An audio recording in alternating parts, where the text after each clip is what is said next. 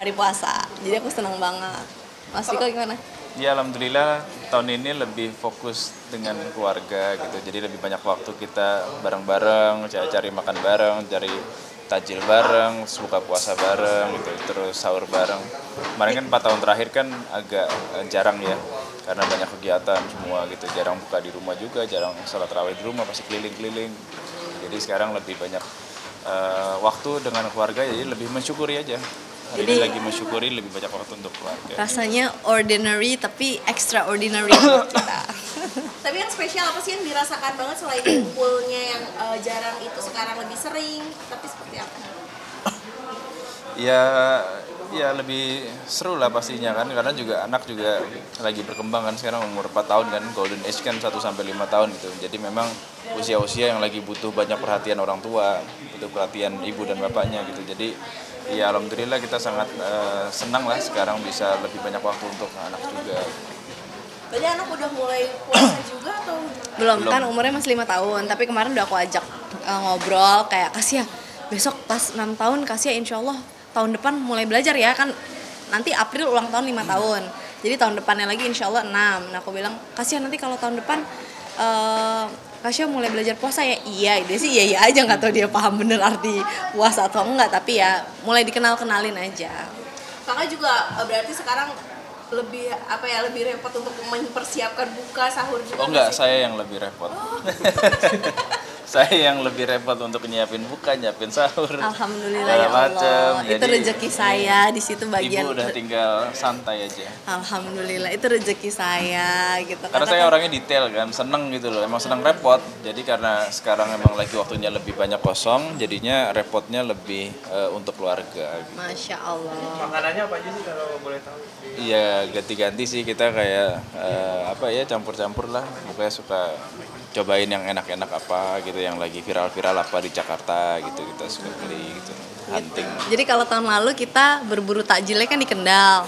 Biasanya kita datang ke masjid-masjid, naik motor, beli-beli yang di pinggir-pinggir jalan semua kebab-kebabnya. Nah kalau sekarang ya kita jalan-jalannya di Jakarta, beli-beli makanannya di Jakarta yang kayak yang seru-seru apa ya gitu. Mas Diko tuh suka banget jajanan pasar, selalu harus ada kolak.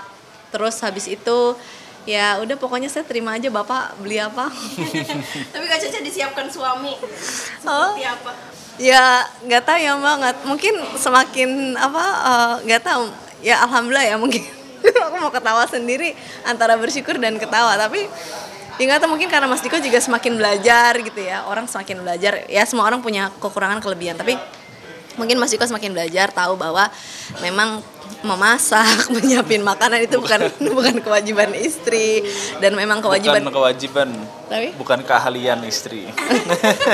gitu. Jadi kayak memang suami itu kan memberi nafkah untuk istri, tapi memang dalam tanda kutip nafkahnya tuh kalau istri nggak bisa masak atau emang nggak ada waktu buat masak. Sebenarnya ada waktu sih buat masak.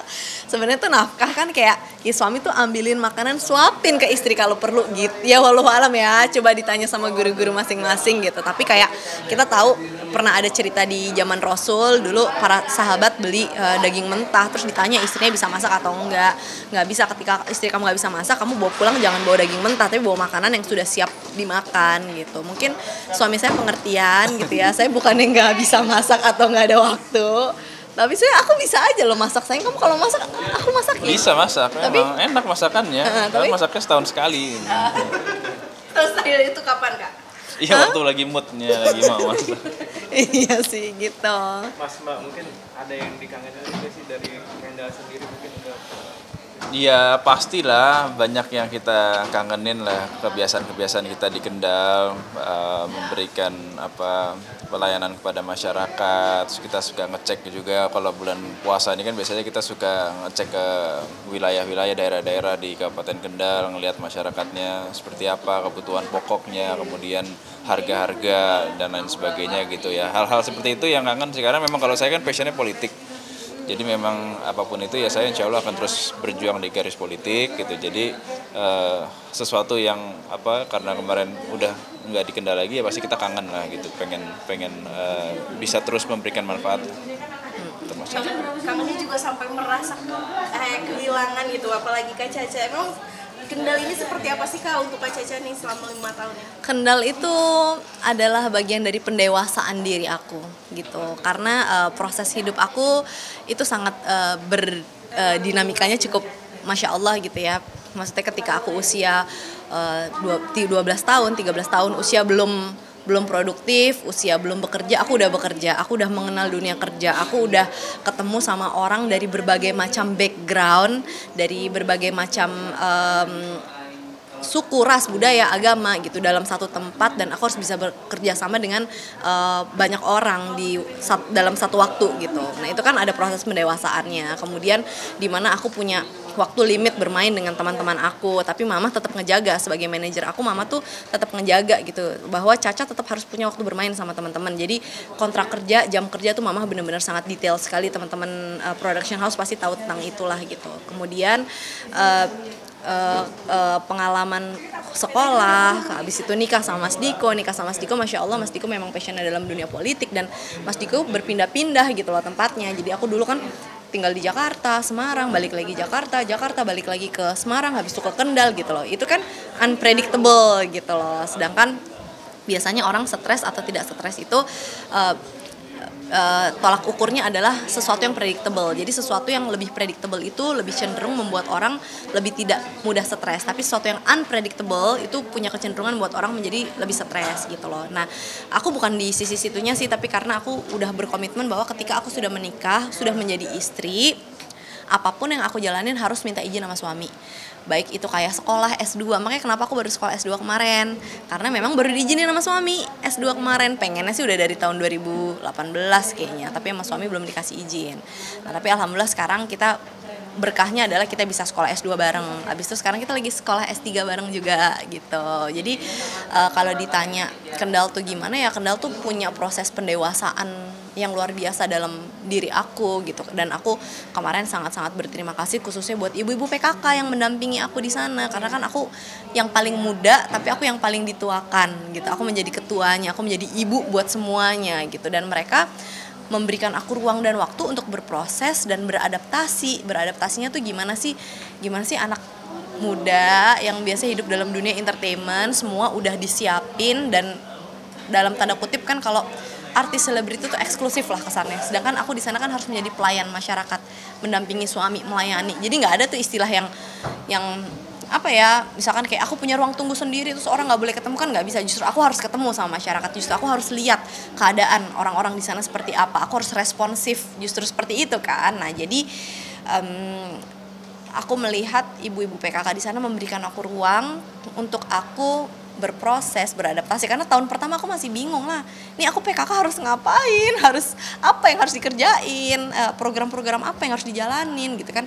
Terlihat mudah tapi kan sebenarnya ketua PKK tuh nggak punya kewajiban sih untuk seaktif itu sebenarnya deh ya. Kalau bupati wali kota seyogyanya mereka harus aktif, tapi kalau ketua PKK sebenarnya nggak punya kewajiban gitu. Sebenarnya nggak terlalu aktif pun juga bisa jalan secara apa ya, otomatis kali ya deh ya. Tapi kan beda lah kalau kita turun sendiri, kita lebih responsif kan beda. Nah, tapi mungkin kemarin sempat umroh juga, ini sebagai bentuk rasa syukur selesai menjabat atau seperti apa? Mas Diko yang ngajakin tiba-tiba mendadak. Iya, emang udah niat sih. Kalau saya pribadi memang udah niat ketika selesai purna tugas, memang pengen langsung berangkat umroh lah gitu. Ya berdoa, terima kasih, itu semuanya udah berjalan dengan alhamdulillah lancar atas izin Allah semuanya gitu. Jadi ya bagian dari kita bersyukur lah kemarin kita. Mungkin ada doa yang dipanjatkan atau yang diharapkan gitu saat umroh kemarin? Kita kemarin pas saat umroh jujur kita lebih berpasrah kepada Allah sih ya, karena memang proses perjalanan hidup aku sama Mas Diko itu, dulu sebelum Mas Diko mencalonkan diri sebagai bupati kan mencalonkan diri sebagai anggota DPR, itu perhitungan kita tuh udah mateng banget dan insya Allah masuk lah, tapi ternyata kan nggak masuk. Justru yang bupati ini unpredictable, kita justru nggak ya ada prediksinya sih, cuman kita justru nggak nyangka bahwa ternyata kita dikasih amanah buat menjadi bupati gitu. Nah di situ kita melihat bahwa memang kita tuh ikhtiar iya, tapi semua semua titik itu tuh di tangan Allah. Jadi kemarin ketika kita umroh itu kita benar-benar berpasrah sama Allah, terserah Allah, karena Allah yang kasih jabatan, Allah yang cabut jabatan, tapi kita cuma minta tolong, ya Allah tolong jaga kita untuk selalu bisa dekat sama Allah dan selalu bisa menjaga keselamatan dunia dan akhirat atas izin Allah, pengennya begitu. Jadi ya dimanapun kita berada insya Allah pengennya selamat dunia akhirat. Mbak, mungkin kalau dari anak sendiri gimana quality time-nya jadi lebih banyak atau seperti apa setelah purna tugas ini? Kemarin umroh juga kebetulan biasanya kan kita selalu bawa mbak gitu ya, bawa sus gitu. Ini kemarin lagi enggak nih. Terus jadi gimana di selama umroh yang ngurusin anak? Ya berdua lah, kita berdua yang ngurusin gitu ya. Apa kalau quality time-nya jadi lebih banyak lah kalau sama anak ya sekarang. Itu juga apa karena usianya juga masih 4 tahun lah, masih butuh banyak perhatian juga gitu. Jadi ya alhamdulillah kemarin ikut umroh sama kita. Anak mungkin mempertanyakan kan nggak kayak pindah ke Jakarta lagi gitu. Enggak. Gimana ya? Udah nanya. Enggak lah, kalau nanya-nanya enggak kan, kayak nanya aku nggak ke Kendal lagi atau apa gitu, enggak sih, selama so far sih sampai hari ini Sampai enggak ini lah. nggak pernah nanyain. Cuman pas kita bilang Cuman kayak kita udah bilang pada saat itu kan, kita udah pamitan ya, ini kita nggak ke Kendal lagi sementara gitu, kita pulang ke Jakarta gitu. Nah, terus kayak kalau kita bilang kayak Kasia nih hari terakhir ya, Kasia nginep di sini ya. Hari ini kita pulang ke Jakarta, abis itu kita nggak tinggal di sini lagi karena nanti ada yang mau tinggal di rumah dinas ini ya.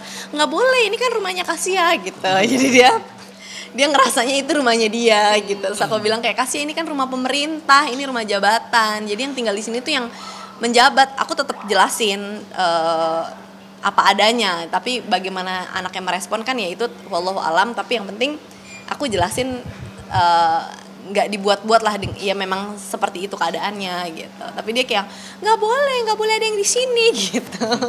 Namun ada rencana untuk kembali ke Kendal, mungkin berlibur atau menyapa masyarakat aja gitu?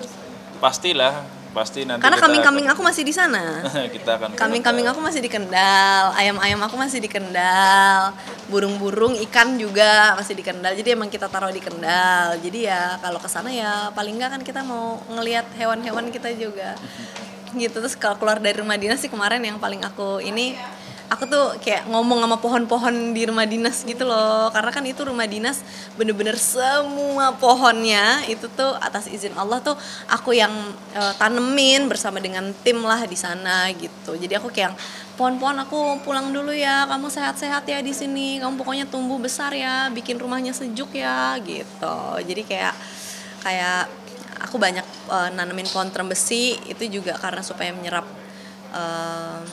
polusi lebih banyak kayak gitu kan, aku cari tahu pohon mana yang paling banyak menyerap polusi gitu. Terus ada juga banyak pohon salak, ada pohon mangga situ. Ada pohon pule juga, sekarang pohon pulenya udah gede banget gitu. Ya, banyak peninggalan ya Kak. Ya nggak tahu karena itu kan rumah tadinya nggak dipakai ya, itu kan gudang tadinya. Terus habis itu kita pakai, kita jadiin tempat wisata buat masyarakat, kita jadiin tiap sore tuh masyarakat boleh masuk, jadi ruang terbuka buat masyarakat lah gitu. Jadi ya gimana ya, bener-bener sayang seperti punya sendiri, bener-bener nyayanginnya tuh kayak bukan kayak udah ini punya kantor, enggak, tapi bener-bener kayak ngerasa kayak punya sendiri, bener-bener dirawatnya sih begitu kemarin. Oke. Mbak, mungkin satu lagi dari saya, mungkin tidak begitu mempublish anak, mungkin ada alasan tersendiri nggak sih? Kenapa dah? Kamu lah. Enggak sih, anaknya kadang-kadang kalau misalkan lihat videonya dia di blur, dia suka bilang kayak, Kasia kenapa di blur? Kenapa muka aku dikasih stiker? Dia bilang gitu. Terus aku nanya, Kasia pengen masuk TV mau? Dia bilang, Kasia mau, di depan kamera mau. Dia ngomongnya gitu, tapi kan dia umurnya masih 4 tahun, masih 5 tahun. Aku tuh memberikan dia ruang, hak, kebebasan nanti untuk memilih. Kayak aku kan memilih untuk berada di depan layar. Itu kan memang pilihan aku ketika aku kelas 6 SD lah gitu. Walaupun anak umur 6 SD juga memilih kan belum terlalu bijaksana ya gitu. Tapi paling tidak apapun resiko sekarang kayak gini teman-teman media dekat sama aku dan aku ada di depan media, itu kan menjadi pilihan aku pribadi. Jadi bukan, orang tua aku bukan kayak nggak mama yang nyuruh ya, bukan papa yang nyuruh ya, kamu sendiri yang mau ya gitu. Segala resiko baik dan buruknya ya pegang sendiri gitu. Nah aku mau memberikan ruang itu, memberikan pilihan itu kepada Kasya, karena kan Kasya nggak bisa milih siapa orang tuanya gitu. Tapi kan dia paling tidak aku udah kasih kesempatan nih gitu, Kasya bisa kamu tetap keep your life private atau kamu mau terbuka di publik. Nah itu menjadi pilihannya Kasya sendiri aja nanti, walaupun sekarang dia udah mulai ngomong kayak aku mau, cuma kamu 4 tahun 5 tahun nantilah agak-agak gedean dikit. Kalau emang Kasyanya mau, oke, aku akan jelasin bahwa ada resikonya ya kamu kalau udah menjadi milik publik atau jadi public figure, terus segala baik buruknya kamu tuh dilihat, kamu harus bisa lebih bertanggung jawab, bisa menjadi contoh yang baik kalau bisa. Jadi jangan jadi contoh yang nggak baik, nggak boleh gitu. Kalau bisa kasihlah contoh yang baik gitu, karena dunia ini lebih perlu banyak contoh-contoh yang baik lah gitu loh. Jadi perlu banyak hal positif yang dikasih. Sanggup nggak kasih itu? Kalau nggak mau yang biasa-biasa, aku mau normal-normal aja, ya udah nggak usah jadi public figure. Nah aku pengen ngasih pilihan itu sih. Dan juga selain itu juga kan kita tahu yang namanya Ain ya gitu. Walaupun Ain sendiri juga insya Allah bisa ditanggulangi dengan banyak zikir, banyak mengucap Allahumma barik atau Masya Allah gitu. Karena kita kembalikan lagi semua kepada Allah. Kebaikan, nama baik, jabatan, segala aib-aib kita yang ditutup sama Allah itu kan juga semua atas kehendak dan izin Allah gitu. Jadi harus sadar penuh tentang itu. Oke, terima